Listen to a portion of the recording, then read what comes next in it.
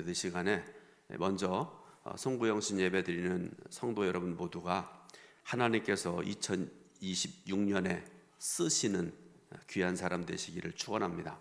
그러면 하나님께서 어떤 사람을 쓰시는가를 아는 게 중요하잖아요. 세 가지 조건을 가진 사람을 하나님께서 쓰십니다. 첫 번째로 예수님을 바로 아는 사람을 하나님 쓰십니다. 그래서 질문합니다. 여러분, 예수님을 뭐라고 고백을 하세요?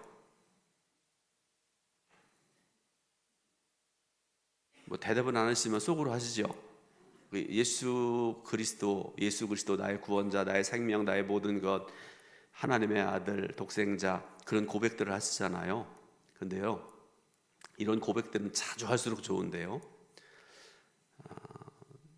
이럴 때에 성경에서 뭐라고 말씀하시는가 우리가 아는 게 중요하잖아요. 아주 유명한 말씀인데요, 마태복음 16장 13절부터 16절 말씀, 한번 이 말씀을 읽으면서 고백합니다. 예수께서 다시 좀 빨리 해주세요. 같이 시작. 예수께서 빌립보 가이사랴 지방에 이르러 제자들에게 물어 이르시되 사람들이 인자를 누구라 하느냐?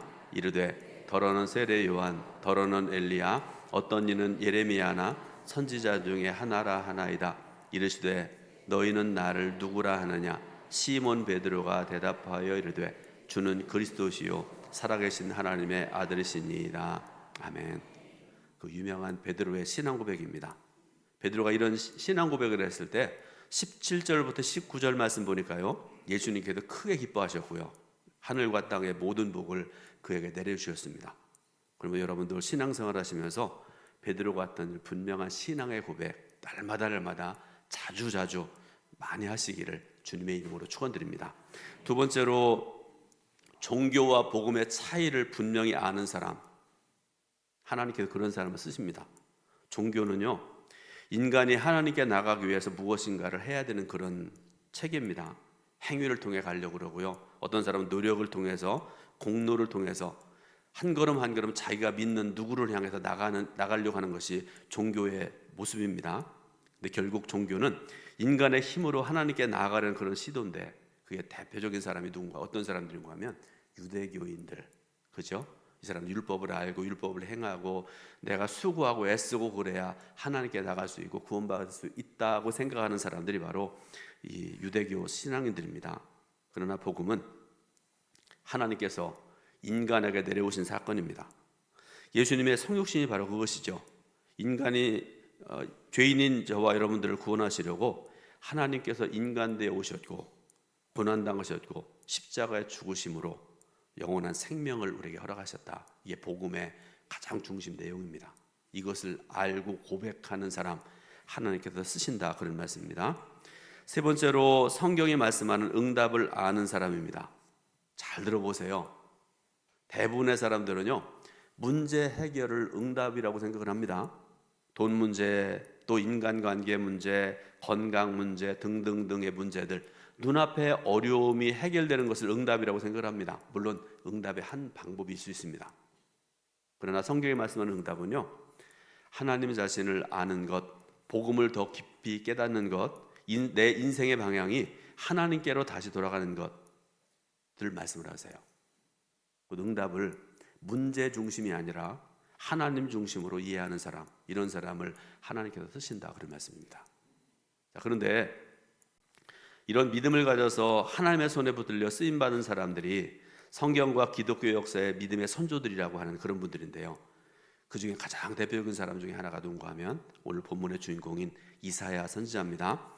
이사야는 예레미야 선지자보다 약 90년 전에, 그러니까 기원전 740년경에 예언 활동을 했던 사람이 바로 이사야 선지자입니다. 그리고 본문은 이사야가 예언자로 부르시는 하나님께 헌신하고 결단한 모습을 보여주는 그런 말씀인데, 그래서 이런 이사야의 모습에서 하나님의 은혜를 확실하게 체험한 사람, 바로 이사야라는 것을 알 수가 있습니다. 그런데 여러분, 하나님의 은혜는요, 모든 사람들이 골고루 임합니다. 이 시간에 송구영 예배 드리는 여러분들, 어린아이로부터 어른들의 일까지 다 하는 골고루 은혜 베푸세요. 그렇게 믿으시죠? 그런데요,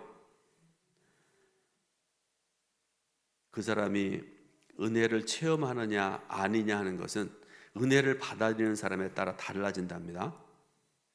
한번 생각을 해보세요.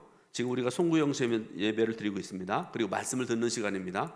그런데 어떤 성도는 말씀 전할 때 아멘하고 또 좀 못생겨도 담임 목사 설교 전하는 말씀을 전하는 목사를 쳐다보고 아멘도 하고 은혜 받고 그러는데 졸고 앉았고 휴대폰 보고 앉았고 딴짓하는 사람들, 여러분이 하나님이시라면 누구에게 더 은혜를 베푸실까요?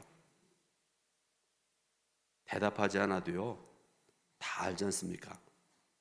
이사야는 하나님의 영광을 봤을 때 5절에서 그가 고백하는 모습을 봅니다. 5절입니다. 같이 봉독해 올립니다. 그때 내가 말하되 화로다 나여 망하게 되었도다. 나는 입술이 부정한 백성 중에 거주하면서 만군의 여호와이신 왕을 배웠음이로다 하였더라. 아멘.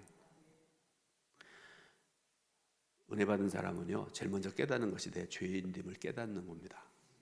이사야뿐만 아니라 여러분도 그러셨잖아요. 다 괜찮은 줄 알고 내가 이 정도면 된 줄 알고 살았는데 은혜의 빛 아래 나가 보니까 나 같은 죄인이 없는 거예요. 이사야가 지금 그런 고백을 하고 있는 것입니다. 그런데 그것으로 끝이 아니었습니다.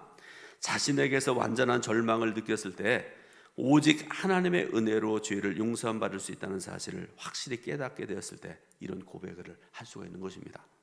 그래서 이사야 선지자는 본문에서 하나님께서 일꾼을 부르시는 음성을 들었을 때 주저하지 않고 즉시 반응하고 즉시 대답합니다. 그 말씀이 우리가 읽었던 마지막 말씀 8절 말씀인데요. 여러분 이 말씀을 또 마지막으로 같이 읽어보겠습니다.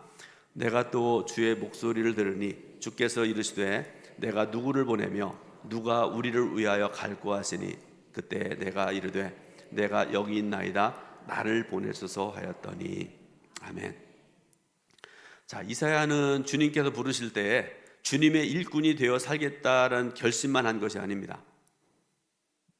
더 큰 은혜는 뭔가 하면 그 체험을 한 후에 결심한 대로 살았다는 것입니다. 이것이 중요합니다. 그래서 7장 3절 보니까요 아들을 낳고 이름을 짓기를 스할야숲 이렇게 이름을 지어요. 무슨 뜻인가 하면 남은 자가 돌아오리라 그런 말씀입니다. 8장 3절 보니까요 마할살랄 하스마스라는 그 유명한 또 고백을 합니다. 무슨 말씀인가 하면 신속하게 탈취하다 그런 말씀입니다. 그러니까 여러분 이런 말씀들을 쭉 보게 되니까요 자기 아이의 이름들도 하나님의 뜻을 전하려는 의미로 짓습니다. 그리고 이사야서 20장 1절부터 6절 말씀을 보니까요 애굽과 구스에 대한 하나님의 뜻을 전하기 위해서 그는 3년 동안이나 벗은 몸으로 살아갔고 벗은 발로 3년 동안이나 살았다 이렇게 말씀을 하세요. 그러니까 말씀을 들었을 뿐만 아니라 들은 바대로 실천하고 행하는 삶을 살았다. 이사야가 그런 사람이었다 그런 말씀입니다. 여러분 결론적으로 말씀드립니다. 신앙은요 깨닫는 것으로 시작되어집니다. 그 다음에 마음의 감동을 받는 것으로 지속되었는데요 그것이 끝이 아닙니다. 실천에 옮기는 것으로 하나님의 역사를 일으켜 나갑니다. 만 가지의 깨달음보다 단 한 가지라도 우리가 실천할 때 하나님의 위대한 역사가 일어나게 된다 그런 말씀입니다. 사랑하는 성도 여러분, 하나님께서 많은 사람들 가운데 왜 여러분을 자녀 삼으셨을까? 왜 저 같은 사람을 목사로 삼으셨을까? 우리 장로님들 왜 장로님으로 세우셨을까? 권사님으로, 집사님으로, 교사로, 또 속장으로 왜 하나님께서 나를 택하셨을까? 세우셨을까?